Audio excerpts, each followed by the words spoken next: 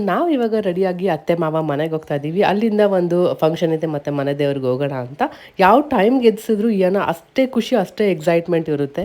ಏನಿಯ ಖುಷಿ ನನಗೆ ಯಾಕೆ ತಾತ ಕಾರು ನೀನು ಕಾರು ತಿರ್ಗೆ ಖುಷಿ ನನಗೆ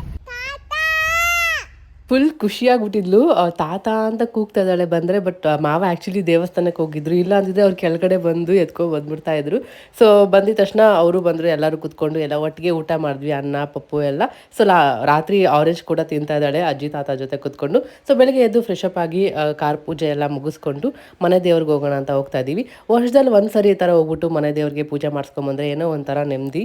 ಸೊ ಹಾಗೆ ಆನ್ ದ ವೇ ಹೋಗ್ತಾ ಇರಬೇಕಾದ್ರೆ ಬ್ರೇಕ್ಫಾಸ್ಟ್ ಮಾಡೋಣ ಅಂತ ಇಲ್ಲಿ ನಿಲ್ಸಿದ್ವಿ. ಆಚೆ ಎಲ್ಲ ಡಿಸ್ಪ್ಲೇಗೆ ಇಟ್ಟಿದ್ರು, ಯಾವ್ದು ಬೇಕು ಅಂತ ಅಲ್ಲೇ ಏನೋ ಸೆಲೆಕ್ಟ್ ಮಾಡ್ತಾ ಇದ್ಲು. ಹಂಗೆ ಬ್ರೇಕ್ಫಾಸ್ಟ್ ಮುಗಿಸ್ಕೊಂಡು ಆನ್ ದ ವೇ ಸದ್ಗುರು ಸನ್ನಿಧಿ ಇದೆ. ಸೊ ಅತ್ತೆ ನೋಡಿಲ್ಲ, ಅಲ್ಲಿಗೆ ಹೋಗೋಣ ಅಂತ ಹೇಳಿದ್ರು, ಅಲ್ಲಿಗೆ ಹೋಗ್ತಾ ಇದ್ದೀವಿ. ಈ ವಿಡಿಯೋ ನಿಮಗೆ ಇಷ್ಟ ಆಗಿದೆ ಅನ್ಕೊಂತೀನಿ. ಇಷ್ಟ ಆದರೆ ಲೈಕ್ ಮಾಡೋಣ.